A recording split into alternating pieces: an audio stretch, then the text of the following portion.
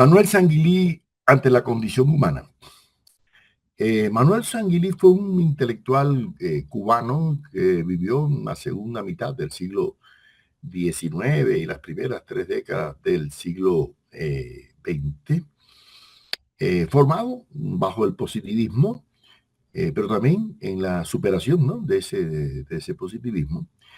Fue un hombre que no se dedicó exclusivamente a la filosofía, cultivó la filosofía, pero desde su labor intelectual, que fue muy amplia y que tuvo una gran repercusión, sobre todo política, en Cuba, por muchas razones. Bueno, participó en la guerra de independencia, incluso llegó a los grados de coronel, ¿no? Pero además él estudió en España, en Francia, y regresó, sí, vivió un tiempo en Estados Unidos, pero siempre regresó a Cuba y tuvo una vida muy vinculada a la Universidad de La Habana, fue decano de la Facultad de Letras y demás, ¿no? Y un gran escritor, publicista, autor de varios libros.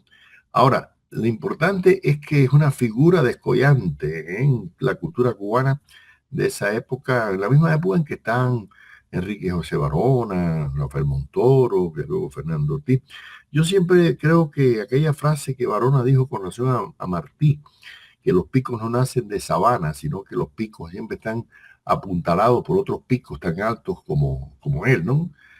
Pues también es válido no solamente en el plano militar, porque Barona se refería a Martí acompañado de Antonio Maceo, de Máximo Gómez. Yo lo digo también en el plano intelectual, ¿no? O sea que una figura siempre está acompañada de otras figuras más o menos, ¿no?, de un ambiente intelectual, ¿no?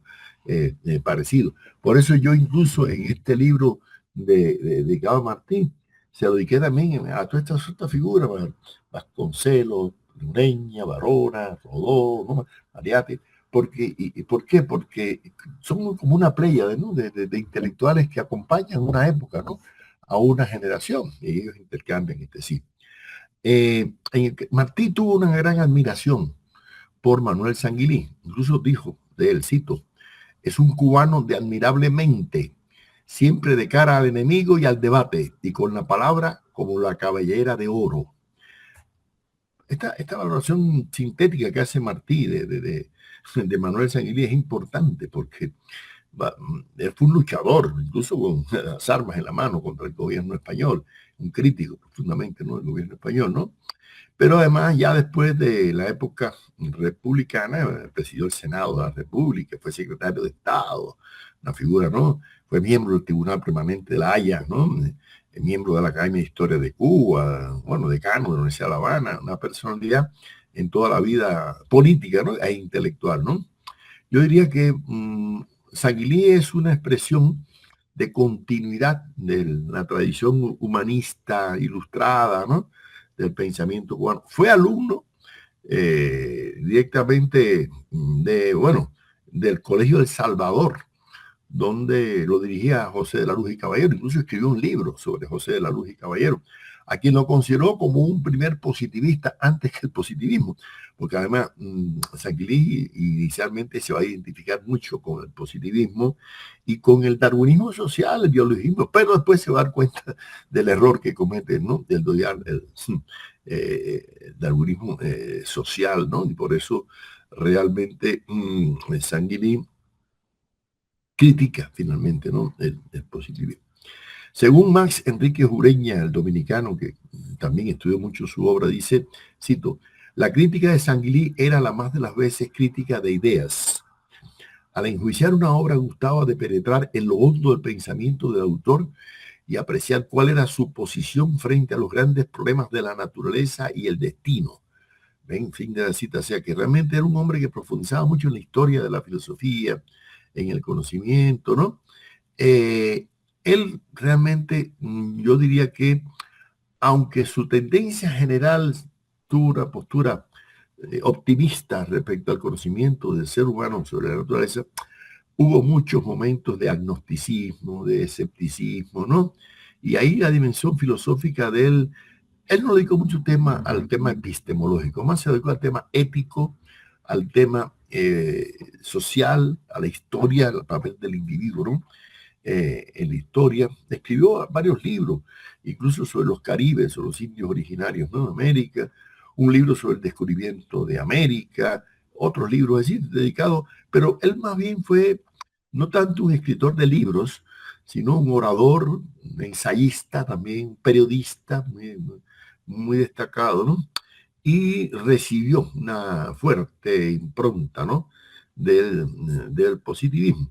Y como era de esa impronta, cierta medida, el fenomenalismo del positivismo, el empirismo, ese aferrarse a los datos, ¿no?, del positivismo va a estar presente en Sanguiní.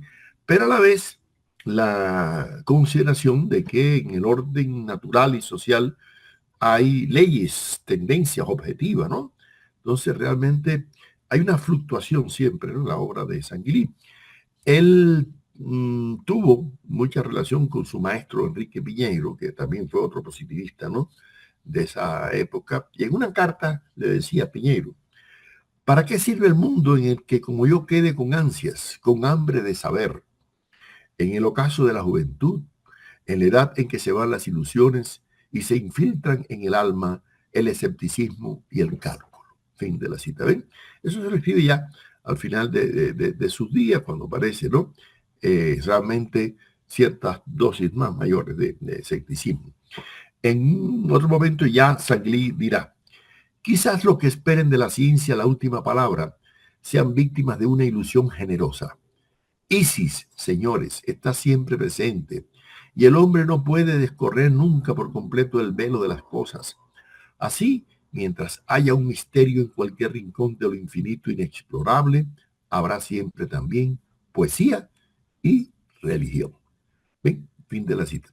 Aquí en esta cita se ve el fenomenalismo positivista por un lado, el agnosticismo que descansa. Recuerden que tanto Comte como Spencer planteaban que el hombre no puede llegar a conocer, ¿no?, la naturaleza de lo desconocido.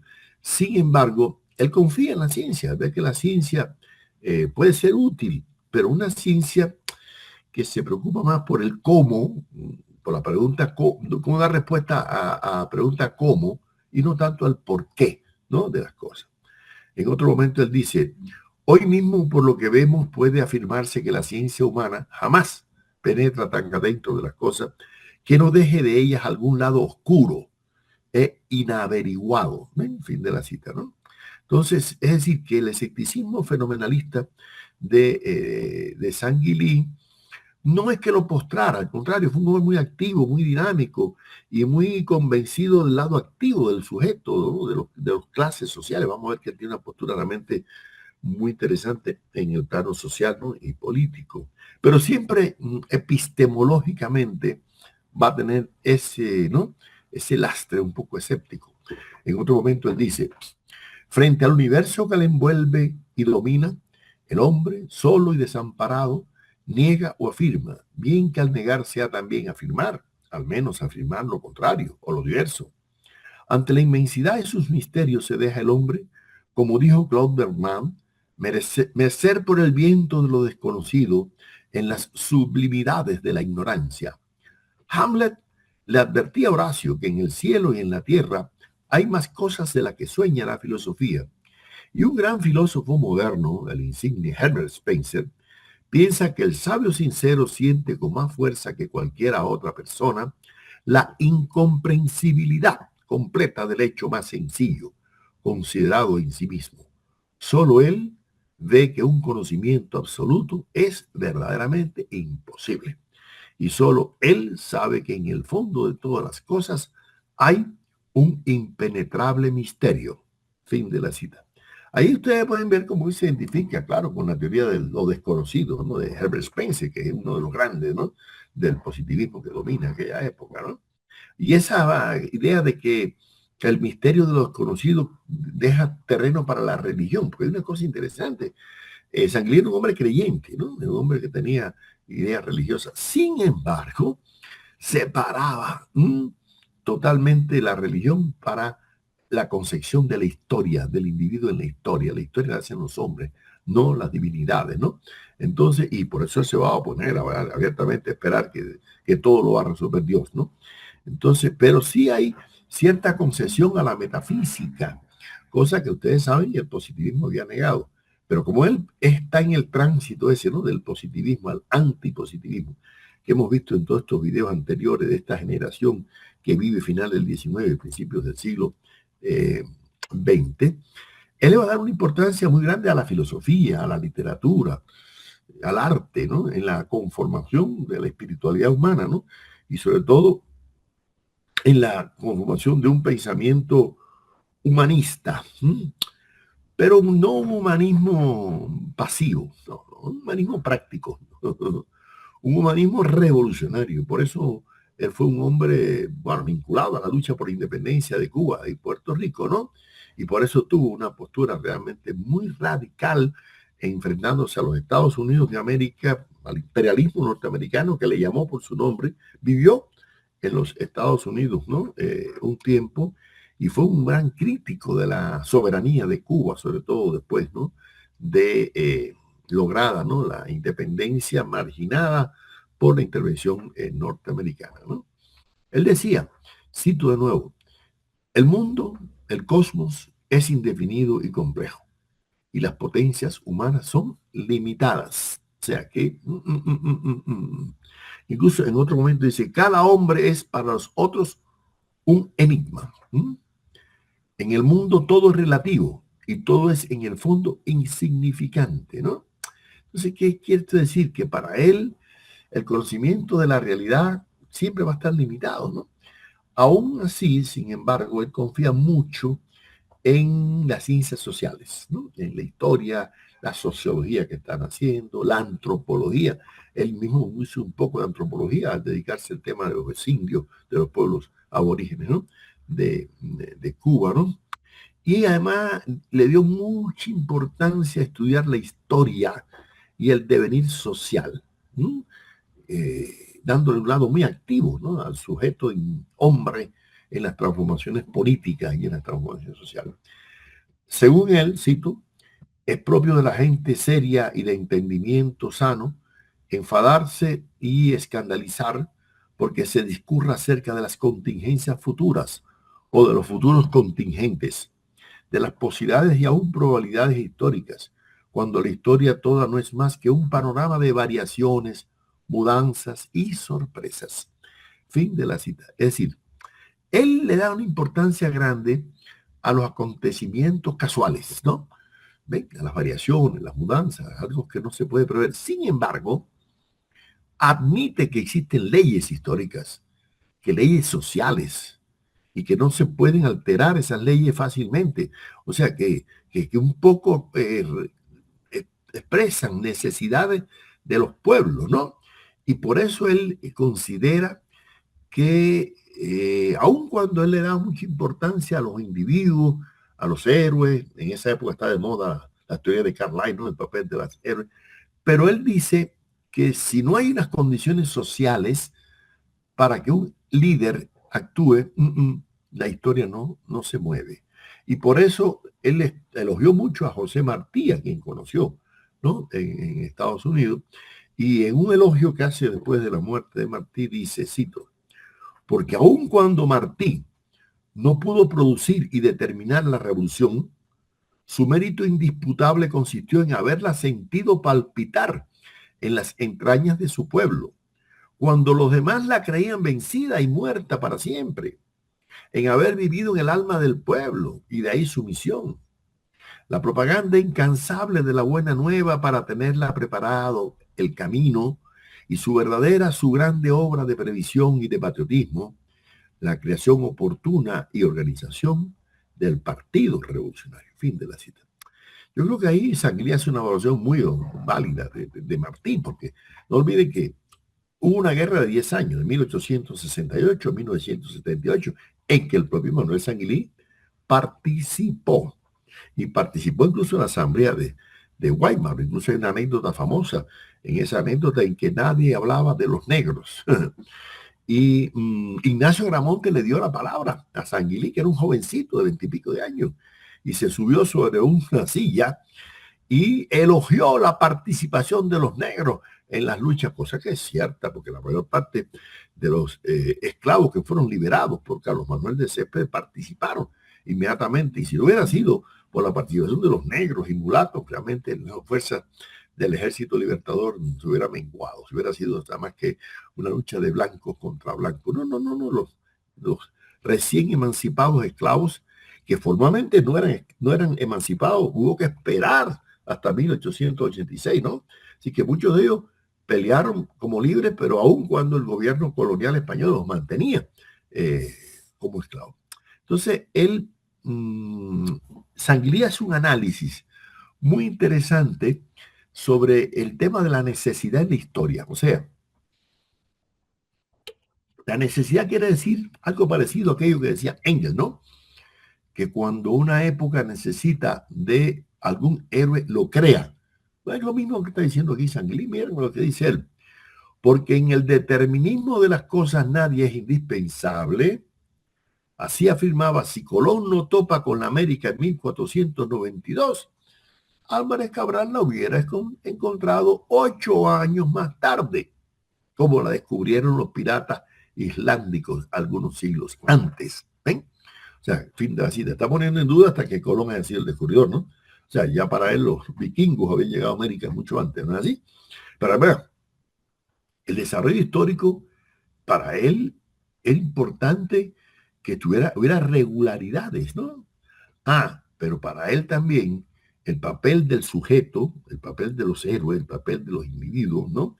Era importante porque las ideas se podían convertir en realidad si se encontraban hombres decididos a luchar por esas ideas. ¿No? En otro momento dice, y cito, entre el privilegio que es la desigualdad, la tiranía, que es un crimen, la esclavitud, que es una infamia, el despojo, que es una crueldad, el vasallaje oprobioso del débil por el fuerte, que es un sacrilegio, y el derecho y la libertad, la igualdad, que son la vida, la verdad y la ley, la lucha es larga, ha sido terrible y sin descanso, pero el resultado no puede ser dudoso. El pueblo que quiere triunfar de sus tiranos al fin conquista su libertad y su honor. Para eso no es necesario que todos los oprimidos, numéricamente todos, se levanten y protesten.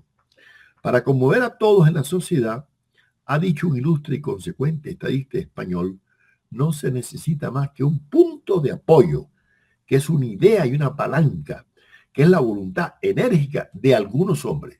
Fin de la cita. Fíjense, es importante porque primero coincide con una idea de Bolívar, que ya la vimos anteriormente. Bolívar decía que un pueblo que ama su libertad lucha por ella, al fin la conquista.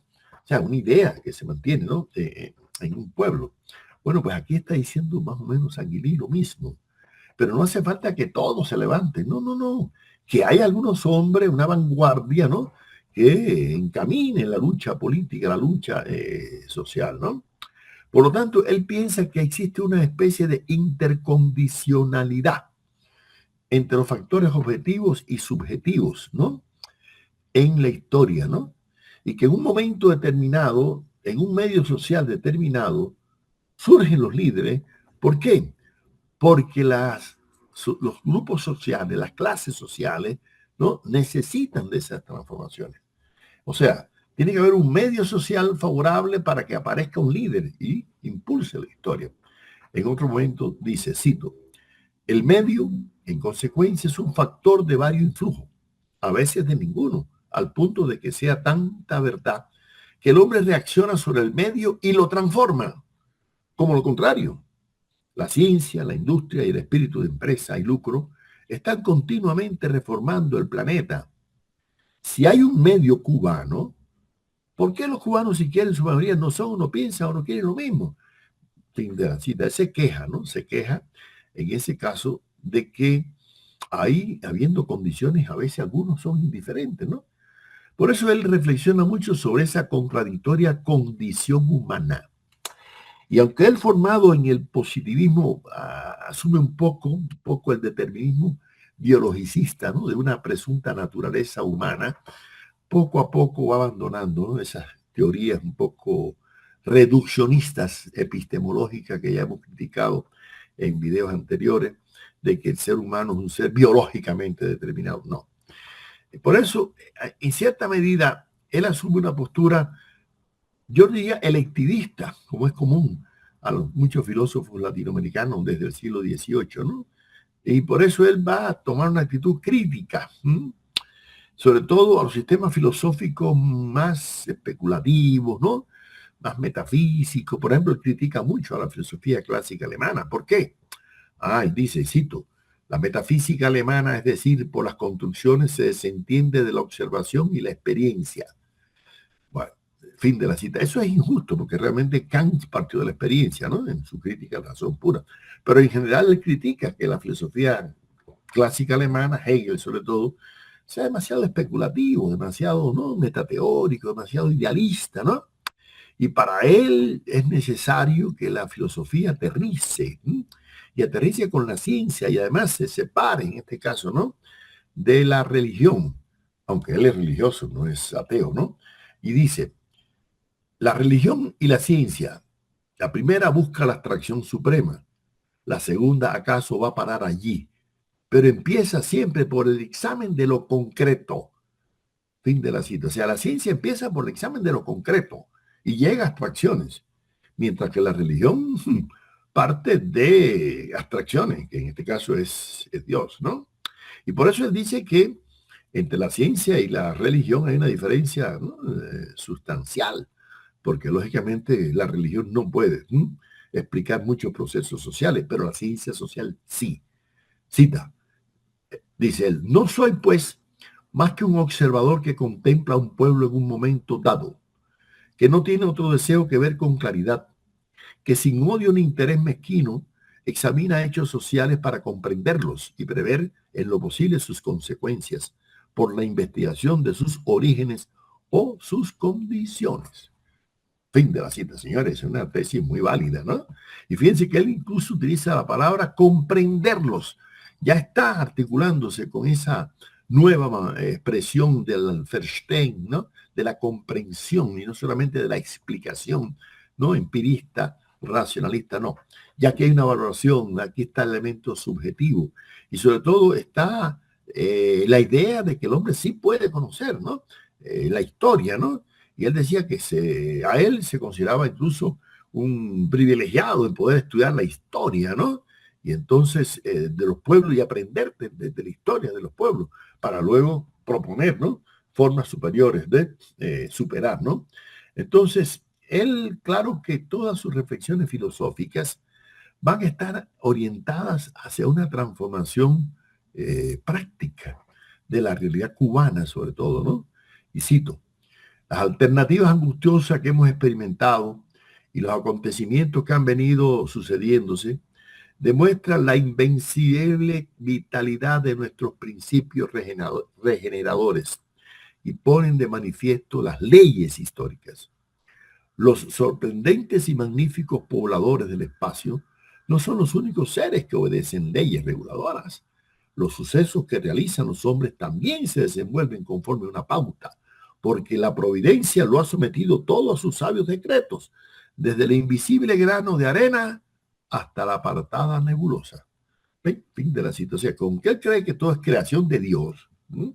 Él tiene una postura deísta, no teísta, es la misma de Martí, es la misma de Bolívar. Si Dios creó el mundo, perfecto, pero ¿quién hace la historia? Los hombres, ¿no? Ya no hay que esperar que venga Dios a resolvernos los problemas, ¿no? Por lo tanto, aunque él al principio tuvo creencias un poco más fideístas, vamos a llamarlo, sin embargo, poco a poco se van a decir. Ya en 1893 dice él, ni Dios ni nadie, ángel o demonio, interviene ni ha intervenido nunca en la lucha de los pueblos, ni en el curso de la evolución de cada uno de ellos. Es decir, que, fin de la cita.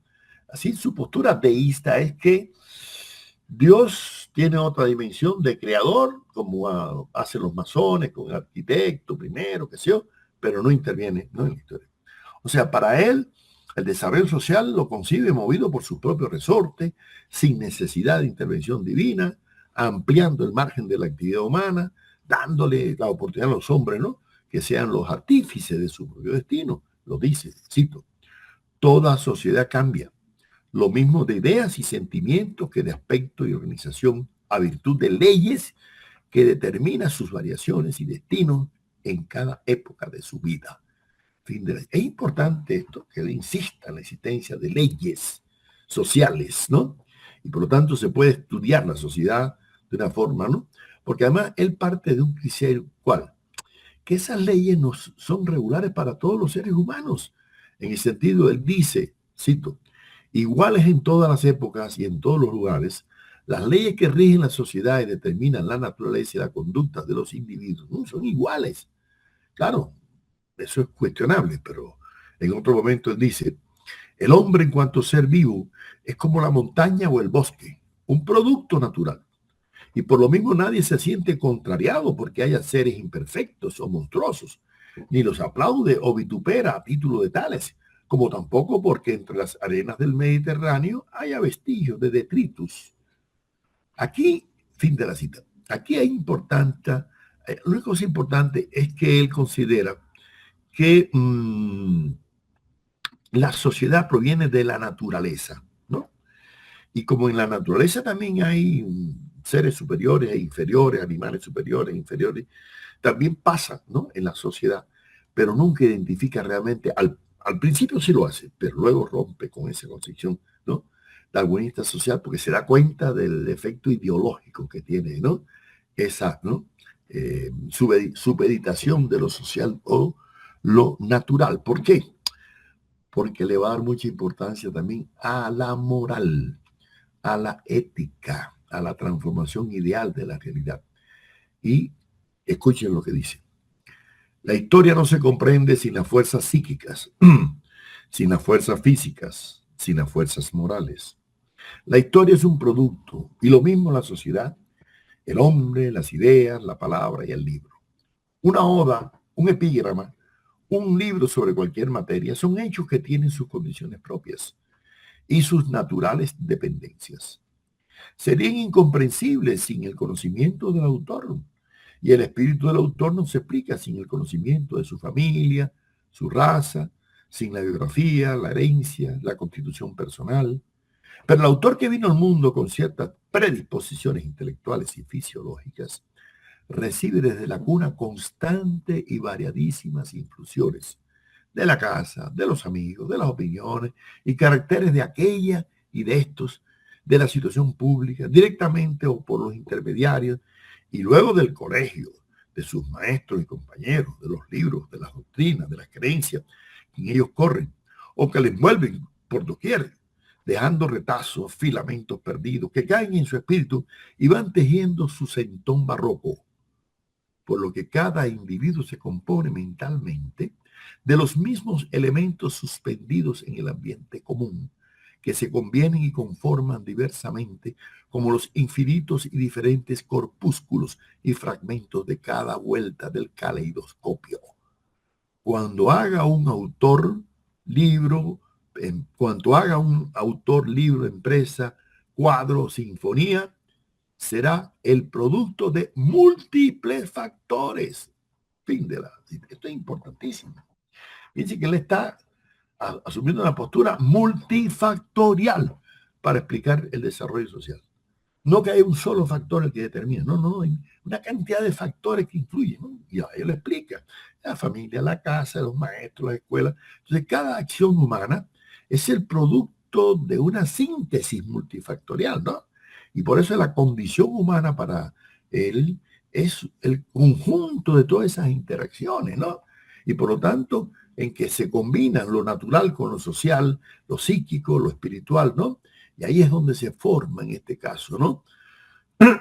El hombre, que además para él, en ese hombre siempre hay algo que puede ser natural. Recuerden aquella idea de Martino, de que en el fondo del más humilde ser descansa una fierecilla, ¿no? Que se despierta sobre todo en la guerra. Un poco parecido es la idea de Manuel Sanguilí. Y dice él, pero la civilización, si no es un privilegio, tiene desgraciadamente sus zonas y no marcha siempre, sino muy despacio. El hombre es un animal que se empeña generosamente en ir anulando la bestia que vive en el fondo de sus entrañas. Algunas veces se eleva hasta la humanidad y la fraternidad. otras veces no puede liberarse del bruto. Fin de la cita. Es decir, que lo que hoy día dice este neurólogo Ginati, que hay un cerebro cocodrilo, que hay emociones, etc. Eso es, ya también lo está planteando, así que el hombre no es un angelito, totalmente, ¿no? Y por eso su naturalismo sociológico primero trata de combatir cualquier concepción teleológica de la historia, ¿no? De que la historia se mueve por fines, ¿no? Él dice, cito, ningún pueblo como ningún hombre tiene misión predefinida en la historia. No, no, no, no, no, no, no, no. Entonces él dice, cito en otro momento, ¿no? Yo creo en la fatalidad de la historia, en el determinismo de los sucesos, como creo en su desviación y encauzamiento en sentido diferente al que resultaría del azar o de abandonarse a las combinaciones naturales. Pero vencer el determinismo, torcer, desviar el curso de los sucesos, abrir un cauce para que las aguas que vienen despeñadas desde el diluvio tomen una dirección prevista y calculada, es todo el contenido de la historia humana. El móvil, la causa de la lucha de clases, las razas, los partidos, el diario afán de los propagandistas y políticos, del martirio de las minorías mesiánicas, reformadoras y revolucionarias. Fin de la cita.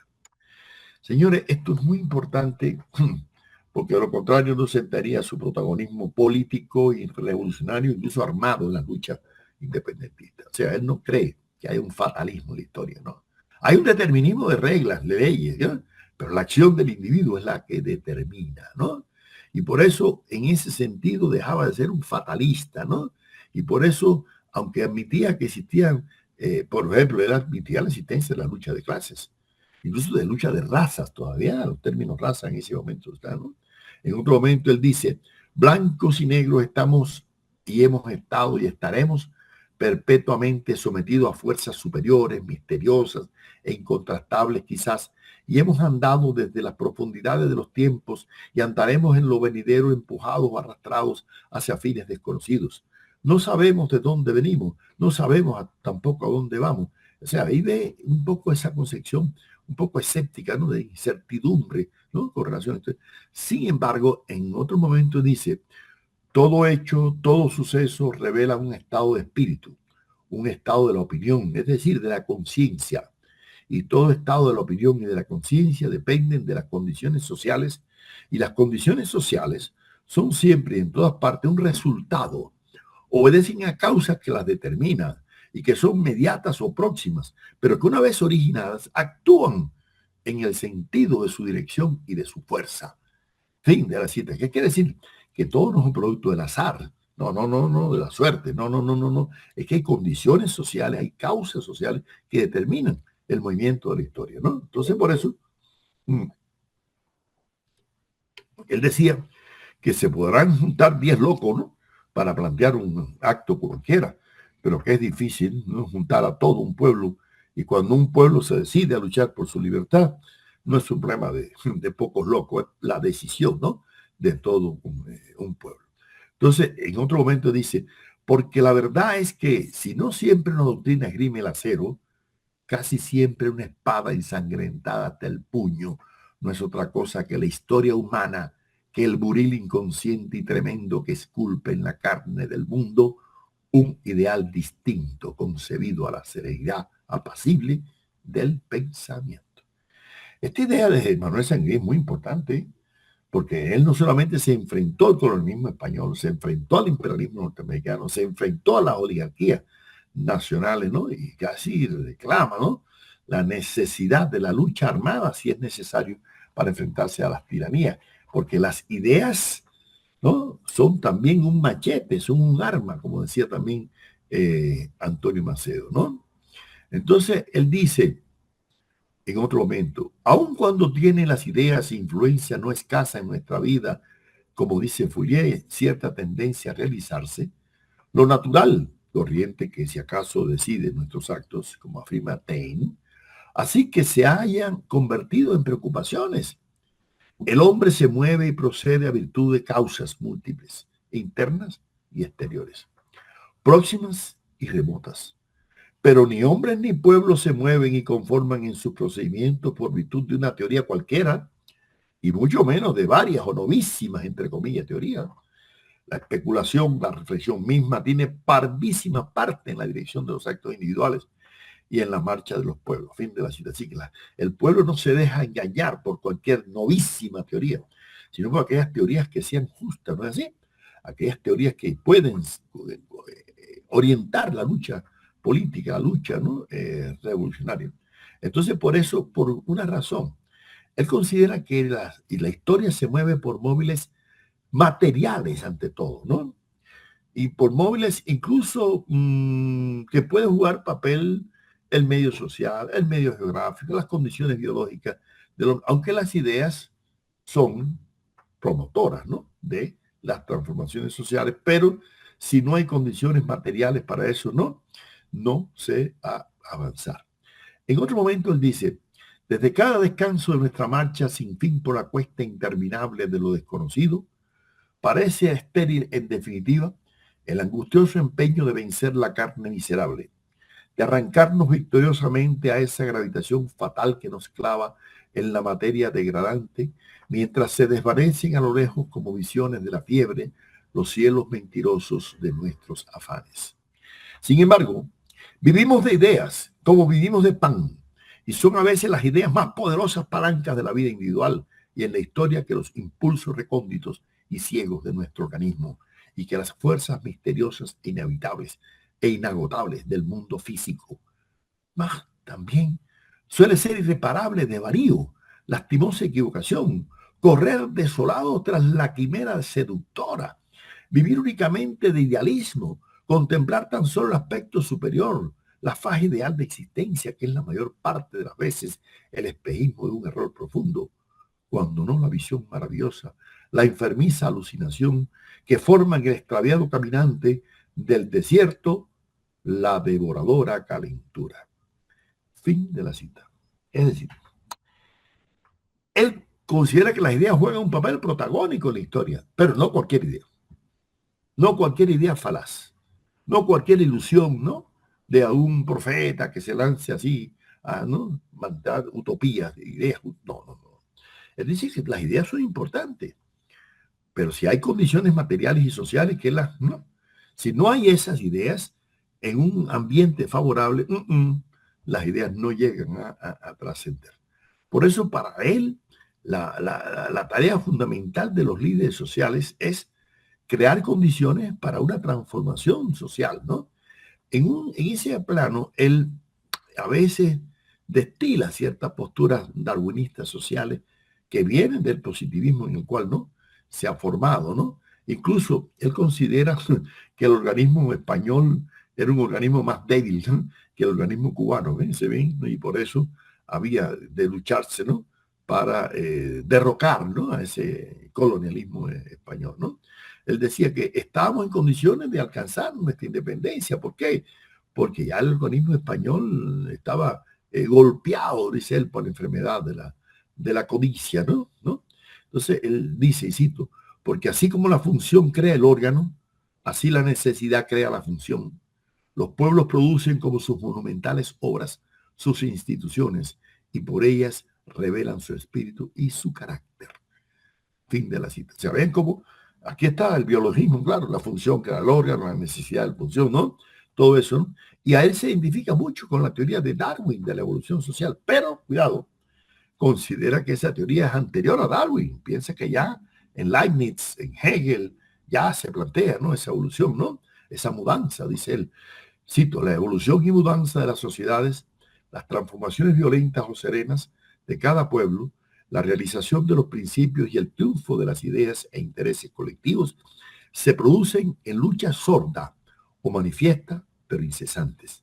Se alimentan del dolor y se sostienen por el sacrificio de los individuos y las generaciones.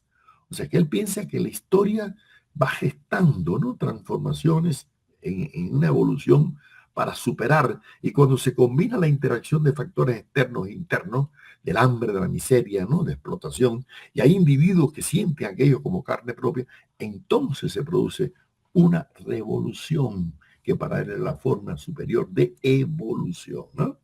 Dice, cito, la estructura actual del mundo no consiente el aislamiento de ningún pueblo. Ninguno puede vivir en sí ni por sí solo. Y la misma evolución interna de cada uno depende en tanto grado, por lo menos, de los factores exteriores que lo envuelven y sobre él actúan, como de sus propios elementos interiores. ¿Ven?